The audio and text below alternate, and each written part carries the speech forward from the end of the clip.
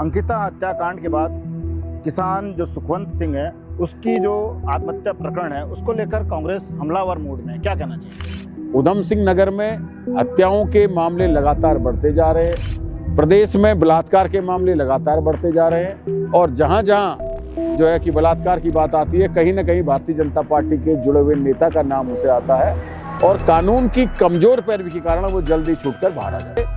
आज हम सब ने ये मांग करी है कि जिनके नाम सुखवंत सिंह ने लिए हैं, चाहे वो एसएसपी हो, कोतवाल हो, चाहे थाना इंचार्ज हो, चाहे चौकी इंचार्ज हो, उनके खिलाफ एफआईआर दर्ज होनी चाहिए और तत्काल उन्हें सस्पेंड किया जाना चाहिए। कि कितने लोगों को आज तक, जैसे अंकिता भंडारी जैसे प्रकरण में या सुखवंत जी जैसे प्रकरण में कितने लोगों को आज तक सजा होती आई है? तो आपको नहीं लगता है ये कानून शुरुआत से लचर था और अब वो अपने चरम पर है? आपके पास कितने चौकी थाने खुल गए हैं पूरे जिले में कि जो 2 या 4 गिने चुने होते थे, उसके बावजूद अपराध बढ़ रहा है। तो क्या चौकी थाने अपराध बढ़ाने के लिए खुले या कम करने के लिए खुले? ये मैं आपसे कहना चाहता हूँ। कानून व्यवस्था में शुरुआत से लेकर इस चीज के जो दंडनीय जो प्रणाली होती है, अगर ये रेगुलर हुई होती तो मुझे लगता है कि एटलीस्ट कम से कम बलात्कार जैसे अपराध तो कम हुए होते।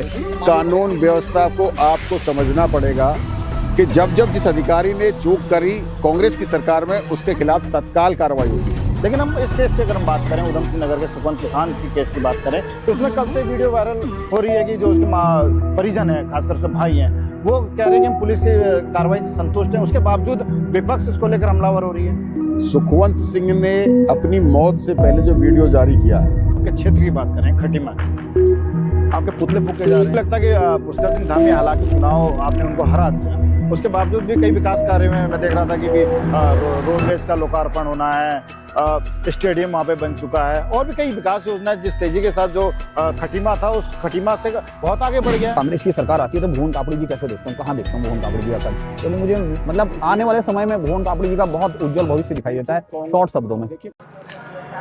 नमस्कार दोस्तों, आप देख रहे हैं वसुंधरा दीप, मैं हूं भरत शाह। आज हमारे साथ मेरे सहयोगी बेनी रावत भी मौजूद हैं और इसके अलावा उपनेता प्रतिपक्ष और खटीमा के विधायक भुवन कापड़ी जी मौजूद हैं।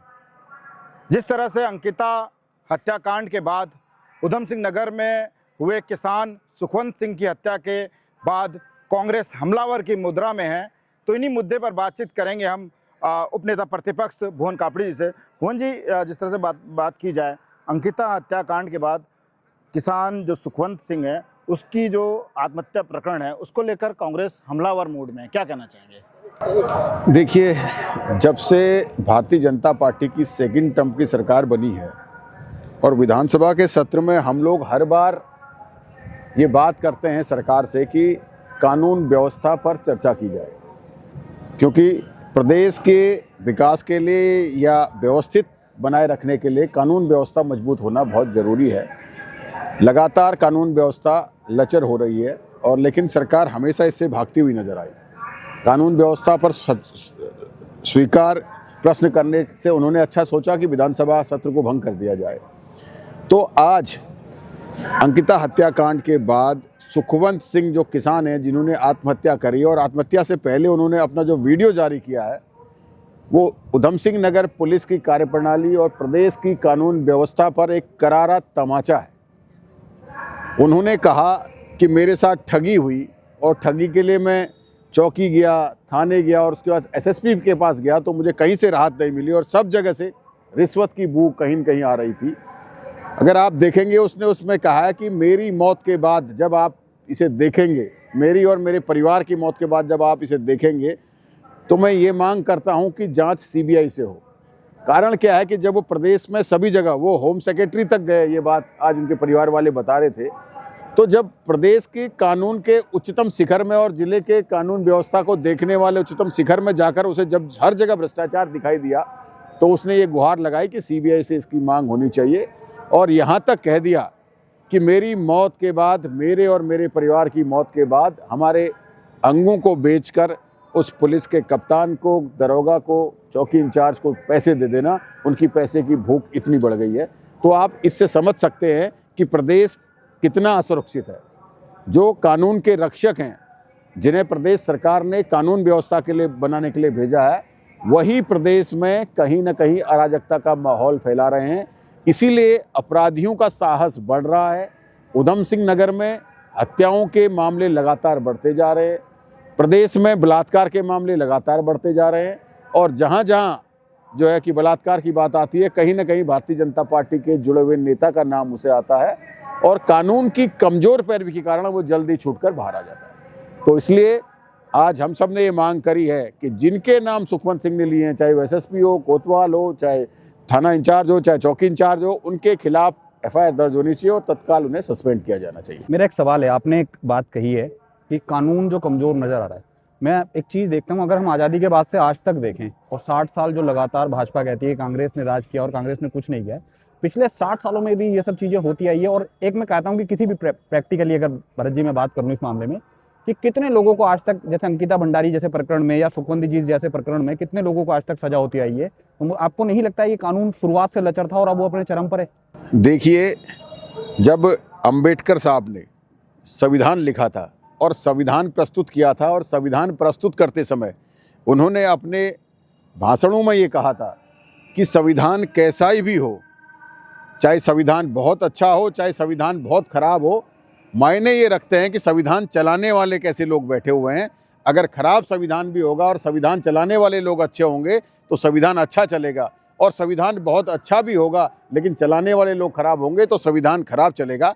तो आज देश में संविधान चलाने वाले लोग खराब बैठ गए हैं, इसलिए त्राहिमाम त्राहिमाम है। मैं ये नहीं कहता कि इंसिडेंट पहले नहीं हुए, इंसिडेंट होना और अपराध होना दोनों में बहुत फ़र्क है। हम आज के हिंदुस्तान और आज से 75 साल पहले के हिंदुस्तान की अगर बात करें, हम आज अविभाजित उत्तर प्रदेश की ही बात करें, जब उत्तराखंड में भरत साह जी, संदीप जी, आप सबको पता होगा 25 साल पहले एक खटीमा थाने में 4 सिपाही, 5 सिपाही और एक कोतवाल, 2 दरोगा होते थे। लेकिन आज पर्याप्त मात्रा में फोर्स है, पर्याप्त मात्रा में सब कुछ है। सारी परिस्थितियों में खड़ा कर जब देश को कांग्रेस ने दे दिया, सब संसाधन तैयार हैं, आपके फोर्सेज हैं, आपके पास इतने चौकी थाने खुल गए हैं पूरे जिले में कि जो 2 या 4 गिने चुने होते थे, उसके बावजूद अपराध बढ़ रहा है। तो क्या चौकी थाने अपराध बढ़ाने के लिए खुले या कम करने के लिए खुले? ये मैं आपसे कहना चाहता हूँ। मैं एग्जैक्ट आपकी बात से मानता हूँ कि भाई पॉपुलेशन इसका एक बहुत बड़ा वो है और चीज़ें पहले से अधिक हुई हैं, चाहे अपराध हो चाहे पुलिस की एक वो कार्रवाई की बात करें। लेकिन भरत भाई, मैं सिंपल एक मेरा सवाल है, मैं इस चीज़ से अभी भी आपकी सहमत नहीं हूँ कि अगर कानून व्यवस्था में शुरुआत से लेकर इस चीज़ के जो दंडनीय जो प्रणाली होती है, अगर ये रेगुलर हुई होती तो मुझे लगता है कि एटलीस्ट कम से कम बलात्कार जैसे अपराध तो कम हुए होते।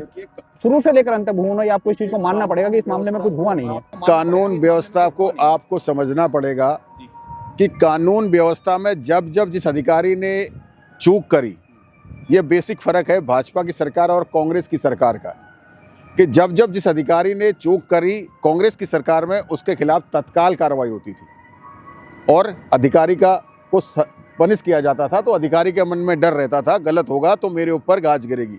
लेकिन भारतीय जनता पार्टी के पिछले 8 साल में अधिकारियों ने अपनी मनमानी करी।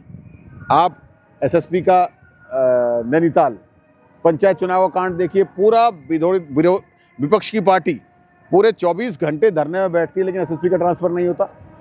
एसएसपी का ट्रांसफ़र होता है तो उसको उसके बाद प्रमोट कर दिया जाता है, डीआईजी बना दिया जाता है।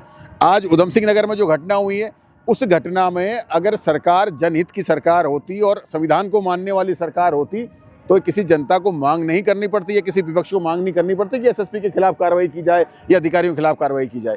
अगर आप बनफूलपुरा वाले कांड को देखते हैं तो इतनी बड़ी घटना जिसमें 9 लोगों की जान चली जाती है, एक मासूम बच्चा 9 साल का बच्चा, उसकी भी हत्या हो जाती है, 100 से अधिक लोगों को दंगाई घोषित कर आप जेल डाल देते हैं, लेकिन एक भी उस अधिकारी के खिलाफ कार्रवाई हुई जो इसमें दोषी था।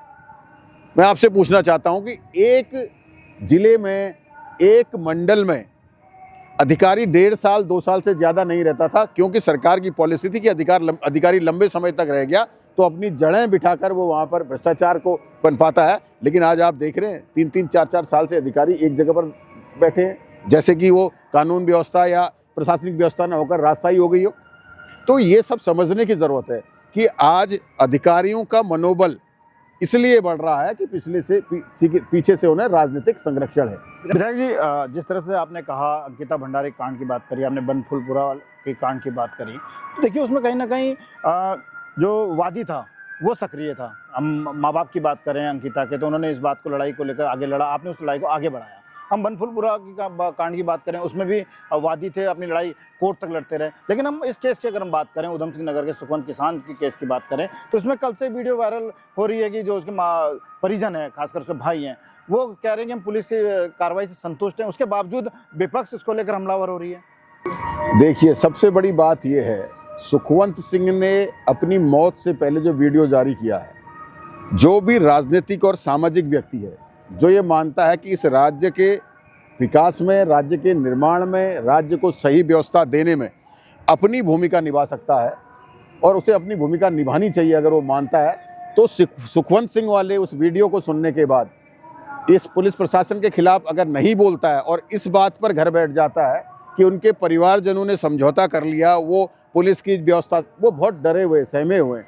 परिवारजनों के पास अलग अलग लोग जा रहे हैं, अलग अलग बातें कर रहे हैं। आज हम गए तो उनकी बात ये थी कि सुखवंत सिंह ने जो अपने वीडियो में बोला है, जिनका नाम लिया है, उनके खिलाफ कार्रवाई होनी चाहिए, सुखवंत सिंह को न्याय मिलना चाहिए, सीबीआई की जांच होनी चाहिए।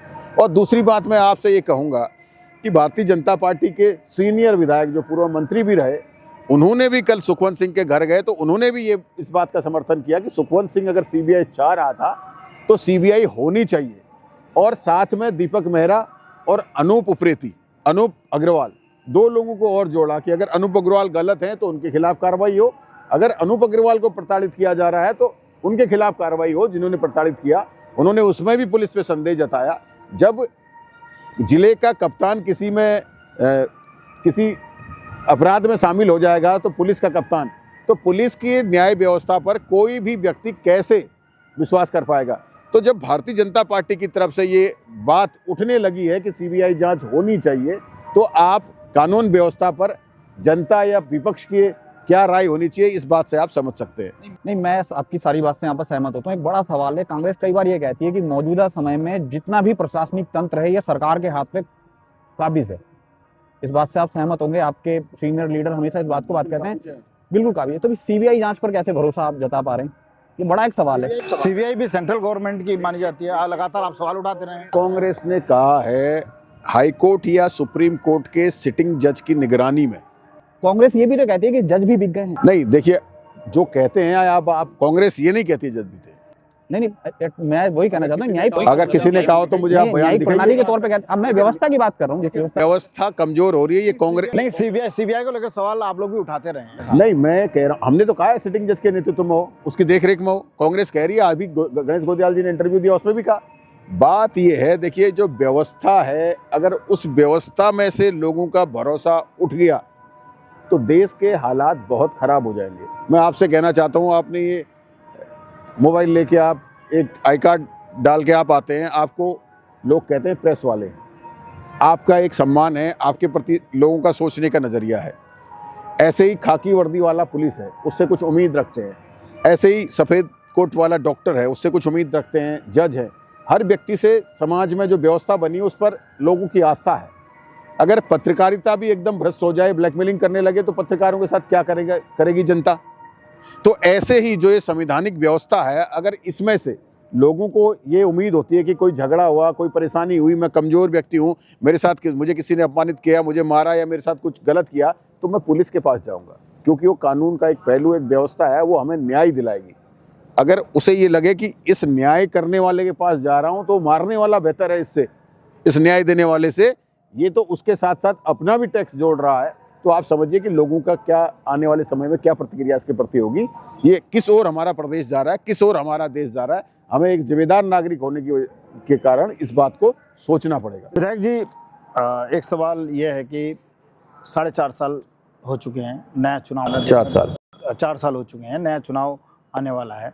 उससे पहले कहीं ना कहीं ये आरोप लगता है कि कांग्रेस मित्र विपक्ष की भूमिका में रही, जब चुनाव आने वाला हुआ तो आक्रामक भूमिका में आ गई। देखिए, कांग्रेस पहले दिन से आक्रामक भूमिका में है। अगर याद हो तो पहले सत्र में 2022 के कांग्रेस ने भर्ती घोटाले को खोलकर और उसके खिलाफ पूरे प्रदेश में प्रदर्शन कर हम लोगों ने खुद सचिवालय के घेराव किया, जिसमें जांच कमेटी बनी, एसआईटी बनी और अपराधी ऐसे पकड़े गए जैसे अगल बगल में बैठे हुए।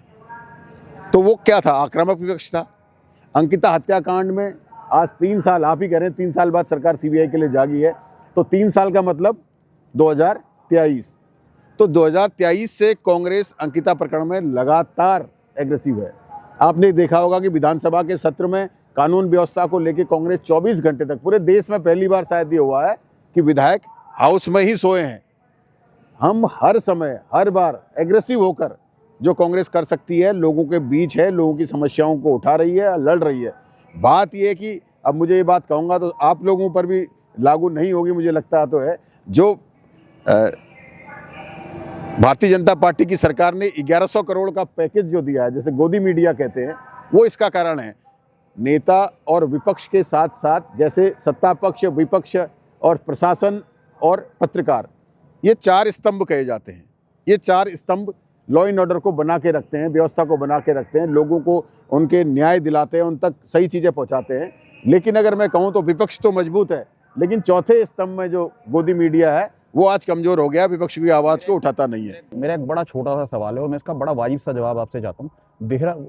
अभी एक उत्तराखंड में एक पत्रकार की, राजीव नाम के एक पत्रकार की मौत हो जाती है रहस्यमय तरीके से। अब आप समझिए, एक इंडिविजुअल फ्रीलांसर पत्रकार है, जैसे हम जैसे भी लोग जो पत्रकारिता करते हैं, हम खुद को कितना सेफ माने। अगर मेरे साथ कोई दुर्घटना हो जाती है, कुछ होती है, तो क्या कांग्रेस मेरी आवाज़ बनी या कांग्रेस ने उसकी बात जानने की कोशिश करी? मैं उन पत्रकारों के लिए बात कहता हूँ कि जिन पत्रकारों को, छोटे पत्रकारों को बड़े आराम से गोदी मीडिया के तौर पर नाप दिया जाता है। आप खुद समझिए कि पत्रकारिता चल कैसे करके रही है, उसने कितने मेहनत करके वहां तक वो लड़का पहुंचा था और उसके बाद उसका आज तक कुछ पता नहीं चला। और मैं कहता हूँ कांग्रेस ने विपक्षी भूमिका के तौर पर उसकी आवाज़ नहीं उठाई। आपको शायद जानकारी नहीं होगी, हमारे कांग्रेस के प्रदेश प्रवक्ता संदीप चमोली के नेतृत्व में गांधी पार्क में धरना दिया गया। सारे लोगों को एकत्रित कर धरना देने के बाद मुख्यमंत्री ने किसी को भेजा, बुलाया और मध्यस्थता करी और उसके बाद वो सॉर्ट आउट हुआ मामला। हमारे उस प्रदेश प्रवक्ता को अगर चाहें तो मैं आपको वीडियो कटिंग वगैरह उपलब्ध करा सकता हूँ। मैं आपसे दूसरी बात और कहता हूँ, मैंने अभी कहा कि चौथा स्तंभ है पत्रकारिता, और आज जो देश के हालात हैं, अगर हम सन 1600 ईस्वी में चले जाएं, वो और आज सेम है। अंग्रेज देश में व्यापार करने के लिए आए थे, मोदी और शाह की आड़ में आज देश व्यापार की तरफ जा रहा है और आर्थिक गुलामी पहले हिंदुस्तान को दी थी, आज देश आर्थिक गुलामी की तरफ जा रहा है। और जब आर्थिक गुलामी चल रही थी, उस समय भी जो लीड मीडिया के लोग थे वो अंग्रेजों के साथ थे। लेकिन साप्ताहिक, अर्धमासिक, मासिक, त्रिमासिक, छमासिक पत्रिका छपनी शुरू हुई। उन पत्रकारों पर भारत की जनता ने भरोसा किया। जैसे आंदोलनकारी थे, नेहरू जी थे, गांधी जी थे, शास्त्री जी, बहुत सारे, सुभाष चंद्र बोस जी थे, वैसे ही भूमिका में पत्रकार भी थे। और आज भी वही समय है, देश आर्थिक गुलामी की तरफ जा रहा है। और नए मीडिया हाउसेस हैं, जो छोटे हैं, जो ब्लॉकर हैं, जो नया नया मीडिया स्टार्ट कर रहे हैं, जैसे आपने कहा जो आपके पत्रकार की हत्या हो गई, ये सारे लोग उन लोगों की तरह संघर्ष कर रहे हैं जो प्रदेश और देश को बचाना चाहते हैं। तो जाहिर सी बात है, जो सरकार को दिखेगा कि उनके खिलाफ आवाज़ उठा रहा है, उसके दमन के लिए वो तैयार रहते हैं। और उसी में पत्रकार भी, हम तो उन पत्रकारों की भूमिका अपने से ज़्यादा मानते हैं। 27 का चुनाव आने वाला है, मात्र 1 साल बचा हुआ है। क्या तैयारियां है कांग्रेस की?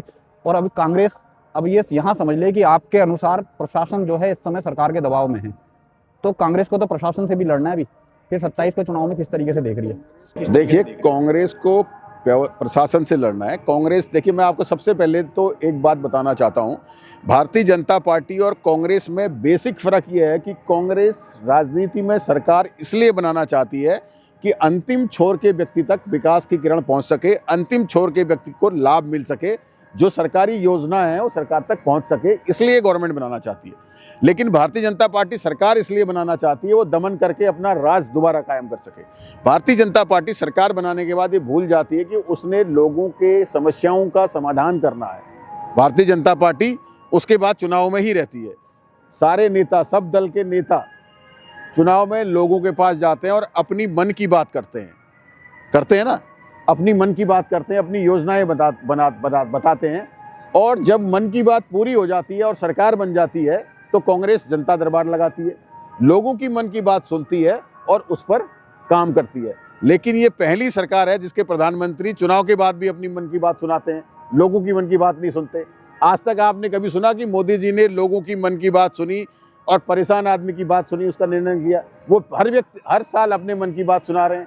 और भारतीय जनता पार्टी के लोग वो टीवी के आगे बैठकर मन की बात सुन रहे हैं। सरकार बनने के बाद मन की बात सुनानी नहीं होती है, लोगों की मन की बात सुनकर काम करना होता है। तो भारतीय जनता पार्टी सिर्फ मन की बात सुनाने की सरकार है। और ये अब सरकार नहीं हो गई, ये कॉरपोरेट है, प्राइवेट। ये सरकार भी प्राइवेट कॉरपोरेट है जो बिजनेस कर रही है, सरकार के पैसे को चूस कर अपने संगठन पर लगा रही है। पूरे देश भर में इनके कार्यालय देख लीजिए, उत्तराखंड में ही आप देख लीजिए, जो आज से 8 साल पहले जिस राज्य में कर्जा 37,000 करोड़ था, इन 8 सालों में, 17 साल में 37,000 करोड़ था, इन 8 सालों में 1 लाख से ज़्यादा बढ़कर कर्जा हो गया है। जो पेट में बच्चा है उसके ऊपर भी कर्जा है। विधायक जी, ये तो हो गई राष्ट्र स्तर की बात, प्रदेश स्तर की बात। अगर हम आपके क्षेत्र की बात करें, खटीमा की, आपके पुतले फूके जा रहे हैं, विकास कार्यों में बाधा डालने के आप पे आरोप लग रहे हैं, क्या कहेंगे? देखिए, मैं तो सबसे पहली बात कहूँ, उन साथियों का धन्यवाद कहूँगा। देखिए, मैंने खटीमा में भारतीय जनता पार्टी के लोगों को रोजगार दे रखा है। जो मुझे गाली देता है, मेरे पुतले फूकता है, मेरे खिलाफ बोलता है, तो मुख्यमंत्री जी के यहाँ से रिवार्ड मिलता है। तो प्रतियोगिता चल रही कि भुवन कापड़ी को ज़्यादा गाली कौन दो, भुवन कापड़ी के खिलाफ क्या करो। मैंने सिर्फ एक बात कही कि बग्गा चौवन में जो रोड बन रही है, वो रोड 3.25 करोड़ रुपए की है। उस 3.25 करोड़ रुपए की रोड में 80 लाख रुपए का काम मिट्टी भरान का है, और रोड के दोनों ओर 10 फीट गहरे गड्ढे खोद दिए हैं, फॉरेस्ट की मिट्टी खोद कर डाल दी है, जिसकी शिकायत मैंने डीएफओ से करी कि आने वाले समय में जो बिजली की लाइन है, आंधी तूफान आएंगे तो वो भी गिरेगी, क्योंकि उसमें बिजली की लाइन भी वो खोद दी, और कुछ पेड़ भी खोद दिए हैं दोनों ओर, वो भी गिरने की संभावना है। जब सरकार ने 80 लाख रुपए मिट्टी भरान का दिया है, तो इन ठेकेदारों को आप ये कहिए मिट्टी कहीं से खरीद के सरकार को राजस्व भी जमा करें, इसमें भरें। मेरी सिर्फ ये बात थी कि आने वाले समय में उस 10 फीट में जब पानी भरेगा, क्योंकि वो डामर नहीं बननी है वो रोड, उसमें पहले रोड़ा बनना है, फिर मिट्टी डालनी है, फिर ऊपर से मिट्टी डाल के फिर रोड़ा पड़ के फिर उसमें आरबीएम पत्थर कुछ डालेंगे, तो वो रीस के नीचे गिर जानी है। आज उसके हालात ये हैं कि आप 2 गाड़ियां क्रॉस नहीं कर सकते, तो धन की बंदर बांट हो रही है। तो मैंने कहा ये सरकारी धन का दुरुपयोग नहीं होना चाहिए। तो इस बात पे जो ठेकेदार हैं, उनके पेट में दर्द हो गया और पतला लेके बाजार में आ गए। ठेकेदारी आए जिनको लाभ हो रहा है, और आम आदमी इस बात को समझ रहा है। और मैं तो ये कहूँगा कि जहाँ जहाँ देखिए करप्शन होगा, मैं उसके खिलाफ बोलता हूँ, चाहे वो मेरी विधानसभा में हो चाहे प्रदेश में हो। मैं माननीय मुख्यमंत्री के सामने भी विधानसभा में बोलता हूँ करप्शन के लिए, तो यहाँ क्यों नहीं बोलूँगा। और भ्रष्टाचार के खिलाफ बोलूँगा, उसके लिए चाहे पुतले फूके, कुछ फूके, भारतीय जनता पार्टी का बस चले तो मुझे फूक दें। कापड़ी जी, आपको नहीं लगता कि पुष्कर सिंह धामी, हालांकि चुनाव आपने उनको हरा दिया, उसके बावजूद भी कई विकास कार्य में मैं देख रहा था कि भी रोडवेज का लोकार्पण होना है, स्टेडियम वहाँ पे बन चुका है, और भी कई विकास योजनाएं जिस तेजी के साथ जो खटीमा था, उस खटीमा से बहुत आगे बढ़ गया है। देखिए, खटीमा में रोडवेज स्टेशन बना जो हरीश रावत जी के समय से चल रहा था, जिसका काम पहले जो ज़मीन थी उसको ट्रांसफ़र कराया गया, वहाँ पे जो है कि पहले कुछ और था, उसको चेंज किया गया, और अब वो रोडवेज स्टेशन पिछले 8 साल में भारतीय जनता पार्टी के अब उद्घाटन के समय पे पहुंच पाया है। और बात करें स्टेडियम, तो वो वन चेतना मैदान, उसकी शुरुआत एनडी तिवारी जी से हुई, और हरीश रावत जी की घोषणा के बाद अब जाकर वो स्टेडियम तैयार हुआ है। काम तो पुष्कर सिंह धामी के राज में ही हो रहा है। देखिए, काम देखिए कैसे कह सकते, जब पुष्कर धामी जी ये कहते हैं कि खटीमा में पॉलिटेक्निक मैंने खोला और हरीश रावत मुख्यमंत्री थे, तो उसका क्रेडिट वो अगर कहते हैं कि मैंने पॉलिटेक्निक खोला, तो आज अगर स्टेडियम बन रहा है तो विधायक तो मैं हूँ, तो इसका मतलब तो विकास कार्य मेरे हाथ से हुए हैं। विधायक जी, एक सवाल है कि ऐसा तो नहीं कि आप दोनों की लड़ाई की वजह से खटीमा कुछ किसी चीज से अछूता रह जा रहा है? देखिए, मेरी पुष्कर सिंह धामी से कोई लड़ाई नहीं है।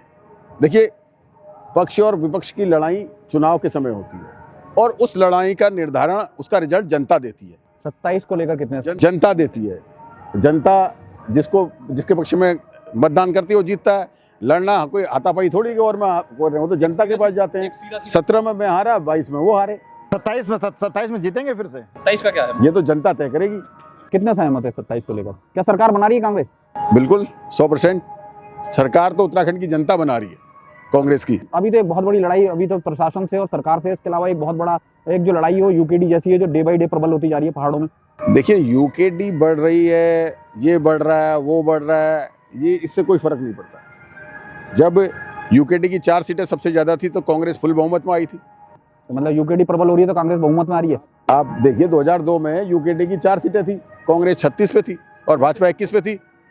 2 में कांग्रेस कहाँ थी और आज 25 में कांग्रेस कहाँ है? देखिए, ये हाशिए पे नहीं, देखिए पक्ष विपक्ष है। देखिए राजनीति में जीत और हार दो पहलू हैं। बात क्या है कि मनसा क्या है आपकी राजनीति में आकर करने की। मैं कह रहा हूं कि इस प्रदेश में भ्रष्टाचार जितनी तेजी से बढ़ा इन 4 सालों में वो इससे पहले कभी नहीं बढ़ा। अफसरशाही जितनी हावी हुई है वो कभी नहीं हुई। मुझे तो ये लगता है कि सरकार ठेके में चल रही है, कहते हैं ना लीज में दे दी, तो कई डिपार्टमेंट सरकार ने लीज में दे दिए हैं। एक कहावत होती थी कि भाई आपके यहाँ हम दुकान में कोई गया जी लस्सी पिला दीजिए, मालिक कहें तो बोले बगल की दुकान में लस्सी पीने गए। अब आप समझिए वन निगम से, कुमाऊं मंडल विकास निगम से, गढ़वाल मंडल विकास निगम से कह दिया जी आप सरकारी संस्था तो हमारी है, काम अच्छा नहीं कर पा रहे हैं, और आपने जो है वो प्राइवेट दे दिया खनन। क्यों? वो सरकार की कमी है। तो सरकार लगातार निजीकरण की ओर बढ़ रही है। लेकिन राजस्व भी तो बढ़ाया है। राजस्व नहीं बढ़ा है, अपराध बढ़ा है। जो चुगान होता था, अगर आप 1000 घन मीटर की परमिशन थी तो 1000 खोदते थे, अगर आज 1000 की घन मीटर की परमिशन है तो 1 लाख खोल रहे हैं आप। वो प्राइवेट कंपनी के लोग आपको कहीं इसलिए नहीं आ रहे हैं कि आपको उनको रॉयल्टी भी उनको देनी है, पेनल्टी भी उन्होंने करनी है, नियम भी उनके चल रहे हैं, सरकार का कुछ उसमें है ही नहीं। भुवन जी, लंबा समय हो गया, एक आखिरी सवाल है, अगर कांग्रेस की सरकार आती है तो भुवन कापड़ी जी कैसे देखता हूँ, कहाँ देखता हूँ भुवन कापड़ी जी का कद? क्योंकि मुझे मतलब आने वाले समय में भुवन कापड़ी जी का बहुत उज्जवल भविष्य दिखाई देता है, शॉर्ट शब्दों में। देखिए कांग्रेस की सरकार आती है तो भुवन कापड़ी कांग्रेस की सरकार में भी ऐसे ही मुखर रहेगा भ्रष्टाचार के खिलाफ और जनहित के मुद्दों में ऐसे ही मुखर आपको दिखाई देगा। अगर हमारी सरकार भी कहीं ऐसे गलत काम करेगी तो हम सरकार के खिलाफ बोलने का काम करेंगे, हम जनता के लिए न्याय दिलाने का काम करेंगे।